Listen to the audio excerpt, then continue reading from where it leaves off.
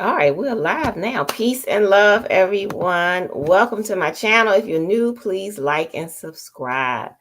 And thank you all for joining us tonight. This is part two of a discussion that I started last week, and it's about ancestral communion and our ancestors' place in our lives. Hmm. Our ancestors are an integral part of our lives, family, and to many people, this is a strange concept. Ancestors are the people who passed on before us, and because they are not physically amongst us, many people don't include them in their lives anymore. So tonight we're going to be exploring, they still present among us? How do we honor them? Should we include them in our everyday lives? How much are they a part of our lives, and how is their presence felt in our lives? And tonight we're going to explore this topic a little bit deeper with our very special guest, Brother Idris Ba. And I'll give you a moment to introduce yourself to the listening audience for those who may not have seen you on the live before. Greetings, everyone. I'm happy to be here this evening. I am Idris Ba, and I am a person that has been studying ancient wisdom for decades and have been doing sacred work for a many number of years, moving through different organizations in the community, and currently moving in the Sufi organization of the Muridiya under Sheikh Ahmadou Bamba and the tutelage of Sheikh Sufi Ba here in the West. So Sure. I'm thankful to have the opportunity to share some of the wisdom that I have come across in my many travels. And give thanks. Give thanks. All right. And the a subject of ancestry, or how our ancestors are a part of our lives, is not a new subject to you at all, I'm sure. So, why are our ancestors important to us? Ooh, that's a loaded question. Why are they important to us? Well, the first thing that we have to identify is what is an ancestor? Mhm. And then we'll talk about how important they are. What I've learned is that very simply, ancestor means those who have come before. Mhm. Now, there's a technicality with that because what some people have the understanding of is that to be considered an ancestor, it has to be father, mother, Mhm. grandfather, grandmother, great grandfather, great grandmother, and you're in that lineage. And Mhm. what I'm saying from that is if you're talking about aunts, if you're talking about cousins or uncles or any of those, then in some people's mind, that's not necessarily an ancestor because it's not your line of descent. Okay. We look at it more from a broader perspective as well, Mhm. where we understand that anyone who has come before that we are connected to is part of our ancestry. So when we're talking about importance of ancestors in our daily life, we have to think in terms of all of those who have done work, all Mhm. of those who have participated in ways that we are benefiting. Mm. That's very important for us to acknowledge in our everyday walk because that's showing thankfulness and gratitude. So, Mhm. anyone and everyone who has been a part of what we are at this time in our growth and development is what we would consider as an ancestor. And that carries tremendous importance for us because without them, we would not be. Absolutely. Yes. And I like that answer. That was very inclusive because some people do think that ancestors is limited to their own family lineage or bloodline, the people that they descend from. But I also recognize ancestors to be, those that were connected to me and those that are not, because like you said, they all have provided something, um a legacy for us to benefit from. Right. And that and then also, our ancestry goes back, since the beginning of the time. So we never Exactly. know just who we may be related to. We may think that, oh, that person's not related, but then if you were to know into the research, you would find that there may be a connection. Absolutely. Yes, That and then whole concept of 6 degrees of separation or six people separation, where if you go 6 people deep, you're going to find a connection that mm, links you to somebody else. So, yes, from one particular being came all of us. And mm, so there is a connecting link where we can tie ourselves to pretty much any ancestor that we want. A lot of people go through the process of trying to figure out, am I of the lineage of this particular great person who has come into existence? Or mm, am I of the legacy of this particular pharaoh or this saint or this prophet? And there is obviously a blood connection if you can trace it that far.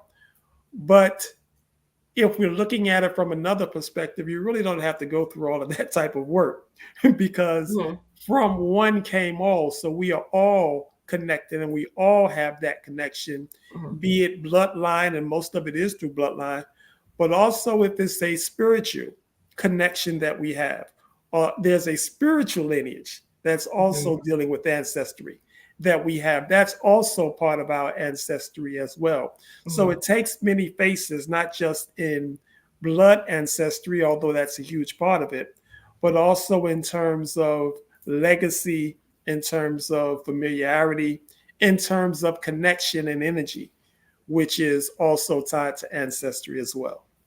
Uh, Shay, okay. Um, let's talk about ways of and examples of honoring the ancestors. A lot of people look at honoring the ancestors as a form of, like when I was growing up, I would hear people say that there's people that worship their ancestors, and then as when I got older, I discovered that they were not worshiping their ancestors but Right. honoring them and holding them in a high regard is not necessarily worshiping them. And the dominant culture does a lot of things to honor the ancestors. We're going to talk about that as well. But what are some examples of honoring the ancestors that you know of? Because last week I mentioned, putting photos of them up, honoring their memory, putting flowers out for them, lighting candles, a holiday that's coming up, and let me see, what is it, November 1st, Dia Yes. de los Muertos, which is really important in some Spanish speaking cultures. Just mentioning the ancestors' names, praying for them. Some people leave a plate out for them. What are some examples of honoring them? Well, you pretty much covered them. All of Oh, those okay. Well, are that was last excellent. week, so it's Oh no, different. you're awesome. That's right on it. Okay. Those are wonderful ways Hmm. that we honor our ancestors, basically taking the time to acknowledge them, Mm, making space for them, mm, thinking about them, calling their names, as you mentioned, setting a plate. When I was in India, there was people who, as busy as India is, mm, and the traffic going on both sides, there are people who put little altars in the center of the highway with a little candle and pictures sometimes of their ancestors. Some of them may be homeless, but they still have some of those pictures of family members. And they sit there and they honor and they commune with their ancestors. That's a way of acknowledging your ancestors. One point of distinction that I want to make is that sometimes it is worshiping okay. our ancestors. That's actually a thing. It's not really looked favorably upon here in the Hmm. West Hmm. and in the society that we walk in, but really from a deeper understanding of knowing Hmm. that from one came all.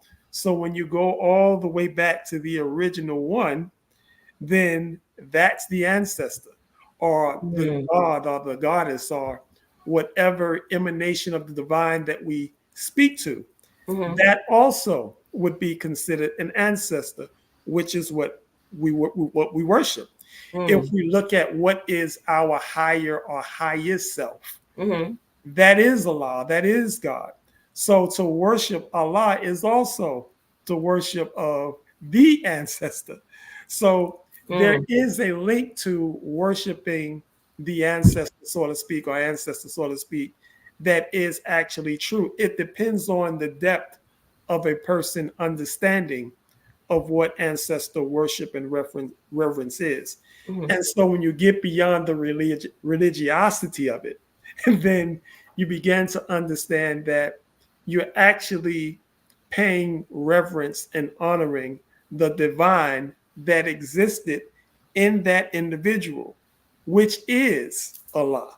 So mm, some of the ways that we can do that, of course, is by altar spaces, mm, by pictures, by writing poems. My wife is doing a project now where she's honoring her family lineage through poem and picture and remembering them through the experiences that she had with them and the stories that she had told to her about them. That's her way of bringing that forth. So that's a way that we could remember. Setting a plate, calling their names, remembering what it is that brought them joy is a mm, way to connect with them. So mm, maybe an ancestor appreciated baseball. So mm, you may get a baseball glove or a bat or a ball and put that on the altar to remember them. There's numerous ways, but one of the best ways mm, to remember your ancestors is to carry your altar space of your ancestors in your heart. So it's mm, always accessible and you're always able to take it with you. That's one of the best ways to remember your ancestors. And when you come across situations that is familiar and bring back memories of that ancestor, you can always call that up on the spot because you're carrying that remembrance with you. That's mm. something that's important as well. No, give thanks. Yes, I would agree. Um, we were taught not to honor our ancestors by the dominant culture, but this dominant culture that has imposed a lot of its beliefs on us honors their ancestors all the time. And could you explain? Yes, there was a huge issue Hmm. with us honoring our ancestors. Hmm. Why is that? Because those who came upon us, those who presented themselves as our enemies, Hmm. they saw that we had a lot of power when we connected with our ancestors, whether it was through drumming or through dance or through singing or through preaching or through connecting with one another and all of us together build that energy. They saw the actual power in that. So they had to ban that. Not only ban the ancestral worship, but also banning the drum, which helped to fuel the rhythm and make the connection even stronger for us. So, based on that, they realized that they could not rule us if we were honoring our ancestors, if we were taking part in this type of worship and communion. So, many of us were killed as a Mm. result of honoring and paying tribute to our ancestors and made an example of for others in the community so that no one else would ever do that type of honor. Now, of course, we found ways to do it. We would steal away, hide away, have closets where we would Mhm. escape to, or what have you, to keep that going. But it was not looked at favorably by the enemy and by the larger class. And when it came to religion, it was looked at as sinful. And Mhm. we would be told that we would be going to hell if we participated in the ancient ways and practices that Mhm. our ancestors participated in. So, this is why nowadays, when we look at ancestor reverence and worship and communion, it's seen as something negative. And of Yes. course, Hollywood has done their job with the Mhm. movies and the advertisement of showing how evil it is and what evil people look like when they're actually worshiping and communing with their ancestors, which is so far from what reality is. But we look at that, and now we have this idea in our mind that worshiping our ancestors is something that is demonic and we're calling up some type of evil and wicked spirits. Mm-hmm. Not to say that there are people that actually are able to do that. Mm-hmm. But what we're talking about in terms of ancestor worship and communion, we're talking about establishing and making that link with those parts of ourselves, because the key is we are those ancestors and we're just connecting with them through whatever way we do it, through singing, through drumming, through remembrance, through altar spaces and what have you. Mm-hmm. So this is the reason why it is not wrong for us to connect with our ancestors.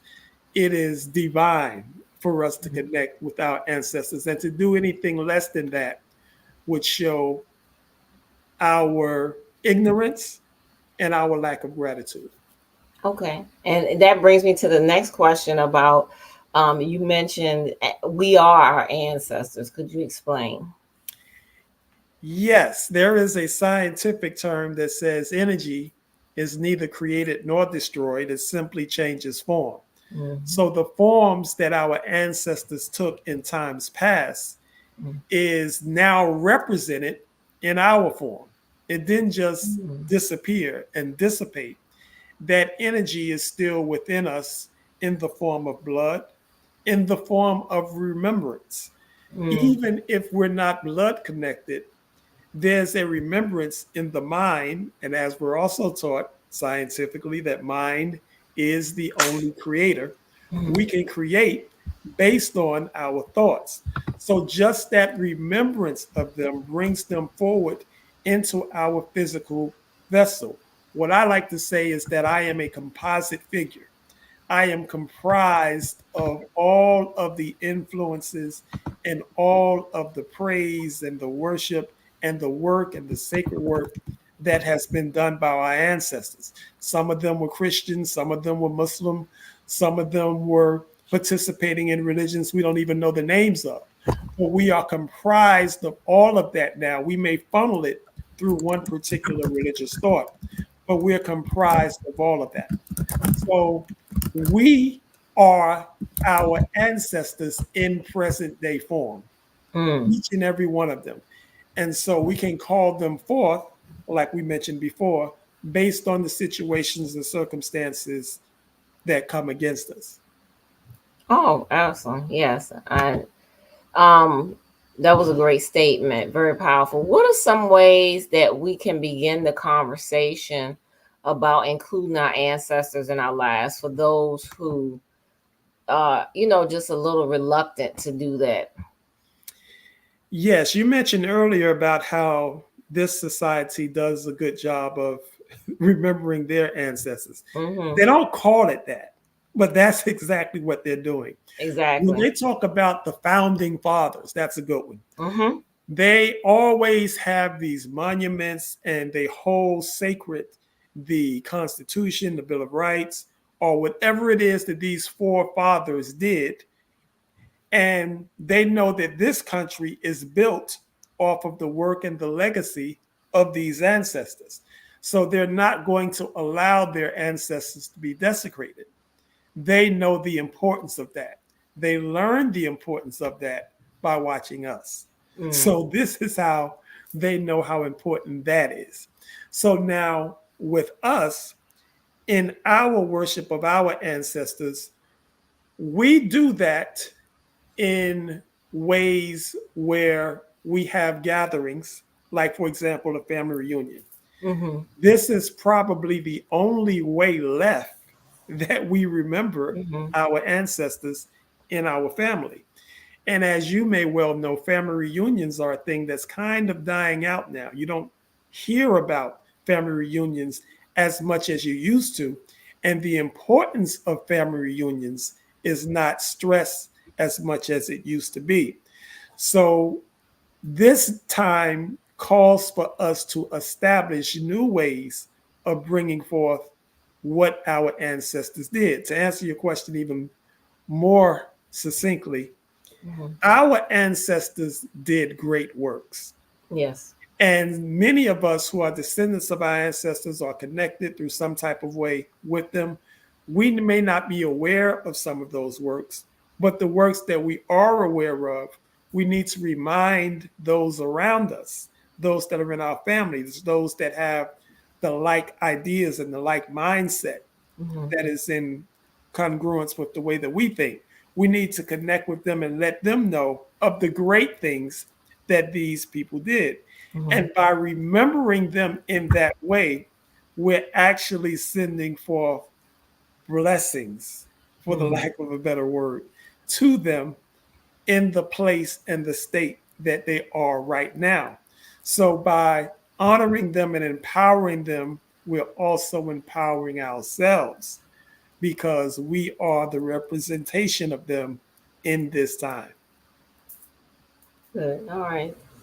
Also, you mentioned family reunions. I know they were really popular when I was growing up, but another example that people could use to commune with the ancestors. I know that a lot of families keep pictures up of people that have passed on as a reminder. You got one behind you on the wall of, some noble ancestors, but having family members pictures up, um even sometimes when you go into churches and certain buildings that may be Yes, named in honor of someone, they'll have a picture of that person up and they'll do tributes to them. So commemorating special days like gathering on their birthdays, gathering on certain holidays to honor them. Those are another other examples.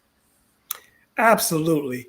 And that's one of the things that we have to really look at. Mm-hmm. What they sought to do to us was to prevent us from actually keeping our property.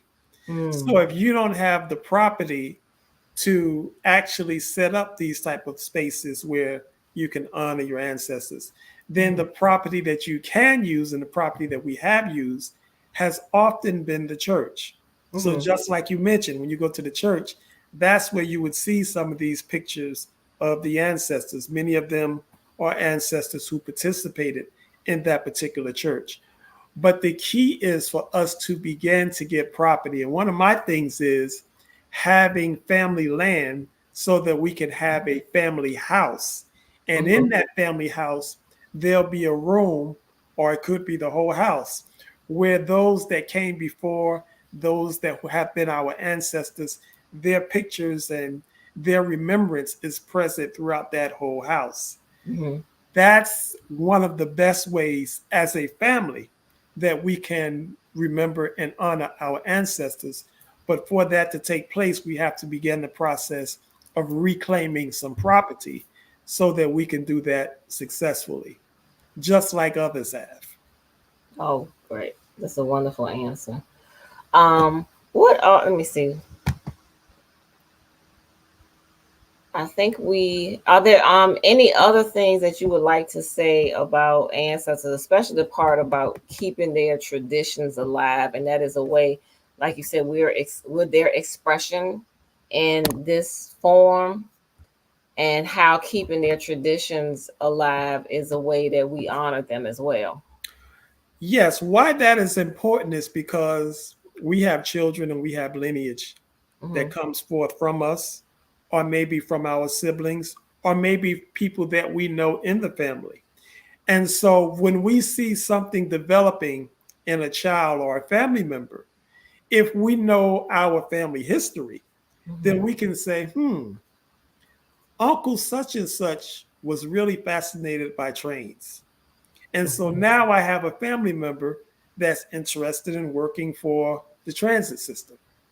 So you can connect the dots with how that energy is moving in the family lineage based on knowing what that family member did in the past. There are people who come from a family lineage of preachers. There are Hmm. people that come from a family lineage of doctors. If you don't know this, then you won't be able to recognize when you see that coming forth in some of the new expressions of those ancestors in the form of children. So, based on a knowledge and an understanding of what those did before us, helps us to identify those Hmm. same character traits cropping back up in the family as we continue to move forward and see the development of that child and the development of those likes and Mm-hmm. those desires and those goals that that child sets for themselves. It can be as simple as you may have an uncle that was into alcohol or Mm-hmm. a drunk. And then you have a family member that has a strong affinity or connection to alcohol, Mm-hmm. taking the good and bad out of it. It's basically that same energy coming forth again through that family lineage.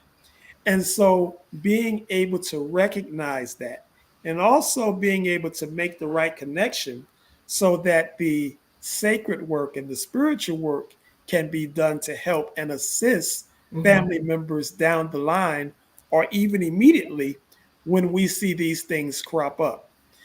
So it's not just identifying it, it's being able to help and assist with it based on having a knowledge of it. Okay. Makes a lot of sense. But all right. So you have any closing statements you'd like to share with the listening audience? I would just like the listening audience to kind of divorce themselves and detox themselves from all the negative images and thoughts and teachings and programming that we've received about our ancestors and how we're supposed to remember them and connect with them. Get rid of all of that, even if it's put into modern day religion, because what we did in the spiritual systems that we established predate religion. The Mm-hmm. customs and the divine rites that we participated in existed long before religion. So anything that's taking us away from ourselves, who we naturally and organically are, Mm-hmm. this is the time where we have to disconnect from that and make the right connection and the proper connection with our ancestral history. And then begin to be the very best expression that we can of all of the ancestors that have come before us, because they're not out there somewhere. They're actually alive within us. And as we continue to connect with them and call them forward, they come forward through us. When we have different illnesses, there are ancestors who were doctors. The answers that we need for the sicknesses that we're dealing with come forth through us from those ancestral forces that are within us. There is no outside. This is Mm-hmm. how ancestor worship, connection, communing is important. It's all us, it's all divine, it's all the same spirit. We're just one particular vessel that's channeling that energy through us. And if we're connecting with it properly, we can continue to do great things for ourselves and for our families. Ashe, that was brilliant. Thank you for sharing that. Thank you so much. And again, if people want to connect with you, if you could share your contact, your social media handles, website, or what have you. I'm found on Instagram as Mound Builder, Facebook, I'm also Mound Builder as well. Website, Mound Builders with an S.com. You can find me there, or .ws rather. Moundbuilders.ws. Or just Google Mound Builders and you should see my Yeah. bright face coming up. Okay. All right. Well, thank you for sharing that information and wisdom with us about the importance of honoring those who have come before us and just how vast that is. Not just your immediate bloodline, but all those who have made contributions in the past and all those who are presence is still felt and manifested and have left their legacy. Yes. Yes, definitely. All right. So, family, remember, please pay attention and take to heart the things that, we share here on Astral Healing Arts. Remember to go easy on yourself. We are clearing thousands of years of outdated conditioning as Mm. we shed the old to make room for the new. And with that, we'd like to thank each and every one of you for joining us. Thank you again, Brother Idris, for joining Thank us. you. Love, peace, prosperity, good health, and freedom to you all. Peace and love. Peace.